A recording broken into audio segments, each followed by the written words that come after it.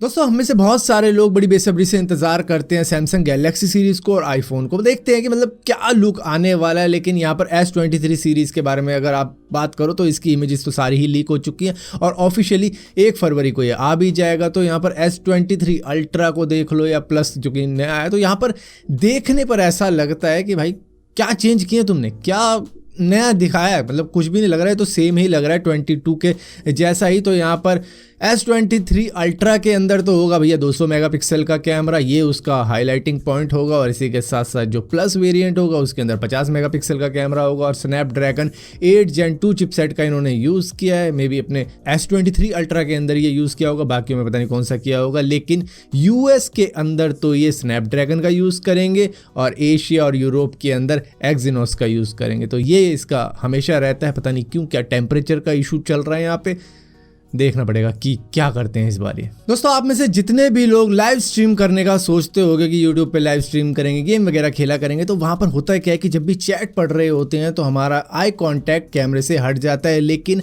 Nvidia का broadcast अब आपके आई कांटेक्ट को मेंटेन करेगा कैमरे के साथ में। मतलब वो दिखाएगा आर्टिफिशियली कि भैया आप कैमरे की तरफ ही देख रहे हो लेकिन आप रीड कर रहे होगे उस चैट को कुछ इस तरीके से। तो यहाँ पर इस तरीके का फीचर भी इन्होंने ले आया है। ये बिल्कुल एप्पल फेस टाइम के जैसा ही फीचर है, लेकिन यहाँ पर इसको यूज करने के लिए आपके पास में RTX 2060 होना चाहिए और एटलीस्ट 8 GB रैम होनी चाहिए आपके लैपटॉप या फिर कंप्यूटर के अंदर। दोस्तों फाइनली रशिया ने डिसाइड कर लिया है कि इंटरनेशनल स्पेस स्टेशन पे वो अपना रेस्क्यू स्पेसक्राफ्ट भेजेगा ही भेजेगा, क्योंकि उनके सोयूज कैप्सूल के अंदर लीकेज चल रहा है जो कि कूलेंट का लीकेज है। और उस लीकेज की वजह से चलो ये चल तो जाएगा, लीकेज में भी ये चल जाएगा, अर्थ पे वापस भी आ जाएगा, लेकिन इनको ये डर है कि री एंट्री के वक्त में इसका टेम्परेचर इतना ज़्यादा हाई हो जाएगा कि यहाँ पर एस्ट्रोनॉट की जान को खतरा हो जाएगा। तो वो रिस्क ना लेते हुए उन्होंने डिसाइड किया है कि 20 फरवरी को ये अपना एम्प्टी सोयूज भेजेगा उसको रिप्लेस करने के लिए, जिसके बाद में इनके एस्ट्रोनॉट बिल्कुल सही सलामत रहेंगे और वो आराम से रिटर्न आ सकते हैं अर्थ के ऊपर। दोस्तों जेम्स वेब टेलीस्कोप ने अब एक और एक्सोप्लैनेट को ढूंढ दिया है जो कि 99% बिल्कुल अर्थ के जैसा ही लगता है। डायमीटर के मामले में इसका नाम रखा गया है LHS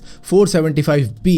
ये करीबन 41 लाइट ईयर्स दूर है और यहाँ पर हमारी गैलेक्सी के अंदर बहुत सारे और एक्सोप्लैनेट मौजूद हैं, लेकिन धीरे धीरे डिस्कवर किए जा रहे हैं। और सोच के देखो इस यूनिवर्स में इतनी सारी गैलेक्सीज है तो कितने सारी एडवांस सिविलाइजेशन हो सकती हैं जिनके साथ में हम शायद कभी भी कांटेक्ट ना कर पाएं। दोस्तों बीते कई महीनों से आप क्रिप्टो करेंसी को देख रहे होंगे, मार्केट एकदम डाउन ही चल रही है, जिसको लेकर काफ़ी ज़्यादा लोगों की इन्वेस्टमेंट डूब चुकी है और लोग काफ़ी ज़्यादा चिंता में रहते हैं। लेकिन किसी तरीके से BTC अब $20,000 को पार कर गया कई महीनों के बाद, जहां पर थोड़ी सी खुशियां तो जागी लोगों के अंदर। लेकिन रिजर्व बैंक के गवर्नर ने कहा इसको पूरी तरीके से बैन कर देना चाहिए। पूरी की पूरी क्रिप्टो करेंसी के बारे में बात की है कि बैन कर देना चाहिए, क्योंकि ये एक गैम्बलिंग की तरह है कि पैसा लगाओ या तो बढ़ जाएगा या फिर पूरी तरीके से डूब जाएगा। दोस्तों इस दुनिया के अंदर करोड़ों ऐसे लोग हैं जिनको डायबिटीज है और यहाँ पर UK नेशनल हेल्थ सर्विसेज ने एक ऐसी चीज तैयार कर दी है जो कि टाइप 1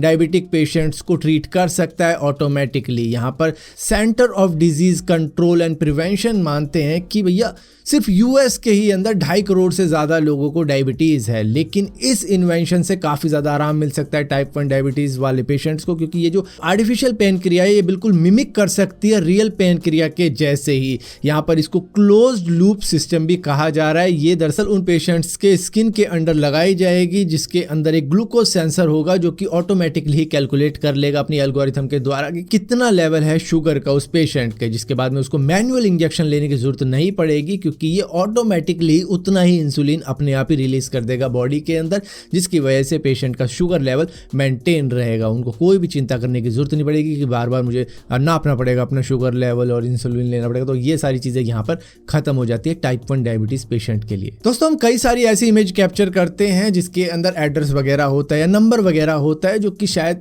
ब्लर होता है, उतना दिखता नहीं है, लेकिन हमें उस नंबर को कॉपी करना होता है उस इमेज के अंदर से। तो यहाँ पर व्हाट्सएप यही सेम चीज ट्राई कर रहा है iOS के अंदर, जहां पर इमेज के अंदर अगर कोई नंबर वंबर हुआ, मान लो किसी कार का नंबर हुआ या फिर किसी दुकान की फोटो खींच रख के वहां का नंबर हुआ, तो उसको ऑटोमेटिकली डिटेक्ट कर लेगा और आपको वो आसानी से मिल जाएगा। मतलब आपको नोट डाउन नहीं करना पड़ेगा। तो इस तरीके के फीचर वो ट्रायल कर रहा है iOS 16 के ऊपर। दोस्तों एप्पल के CEO टिम कुक, जिनकी उम्र 62 साल है और उनकी सैलरी पूरे साल की $3 मिलियन होती है, लेकिन फिर भी उन्होंने कमाए 2022 के अंदर ऑलमोस्ट 100 मिलियन यूएस डॉलर। कैसे भैया? 3 मिलियन तो उनकी हो गई सैलरी, लेकिन उनको स्टॉक भी मिलते हैं एप्पल के, जिनकी वर्थ हो चुकी है अब 83 मिलियन यूएस डॉलर। ये 2022 के अंदर ही मिले हैं इनको। और इसी के साथ साथ 12 मिलियन का इनको मिल गया इंसेंटिव, और इसी के साथ साथ रिटायरमेंट प्लान के भी इनको कुछ कंट्रीब्यूशन मिल रहे हैं, और इसी के साथ साथ सिक्योरिटी मिल रही है,